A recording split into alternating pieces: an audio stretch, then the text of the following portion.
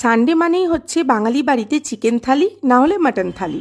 Mutton আমাদের বাড়িতে যেহেতু কম খাওয়া হয় তাই কমই আসে, কিন্তু চিকেন আসে।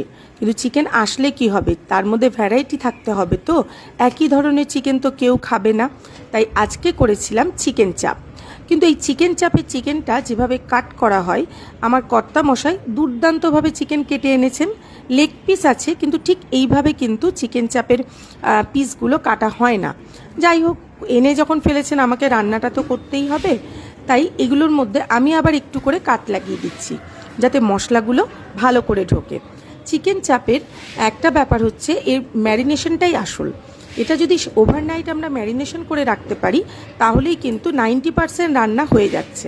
পরের দিন শুধু জাস্ট তেলের মধ্যে দিয়ে বা ঘিয়ের মধ্যে দিয়ে রান্নাটা একদম কম আঁচে করলেই হলো।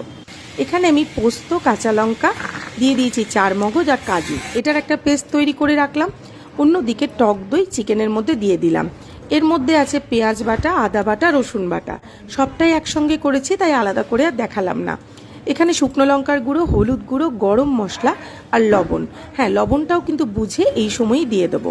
দিয়ে দিচ্ছি ছাতু, দিয়ে দিলাম ঘি। ছাতুটা আমার পরে মনে পড়েছে তাই আমি পরে দিয়েছি, আগেই মাখানো হয়ে গিয়েছিল। পরে চিকেনটা ভালো করে ম্যারিনেশন করে আমি ওভারনাইট রেখে দিয়েছিলাম।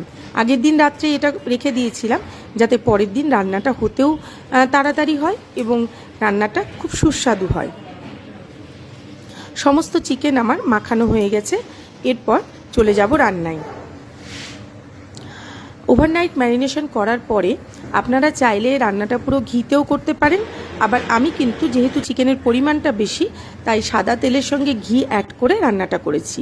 এর মধ্যে গোটা গরম মশলা, দারচিনি, ছোটো এলাচ, লবঙ্গ, গোলমরিচ আর জয়িত্রী দিয়েছিলাম। আর এরপরে ম্যারিনেশন করে রাখা চিকেনের টুকরোগুলো দিয়ে দিলাম।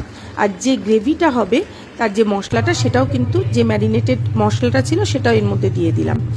এরপর অন্যদিকে গরম দুধের মধ্যে কেশর ভিজিয়ে রাখছি, এতে ফ্লেভারটাও সুন্দর হয় আর রঙটাও কিন্তু দারুণ হয়। দিয়ে দিচ্ছি জায়ফলের গুঁড়ো। আর কি, কম আঁচে অল্প নাড়তে চাড়তে হবে, বেশি নাড়ার দরকার নেই।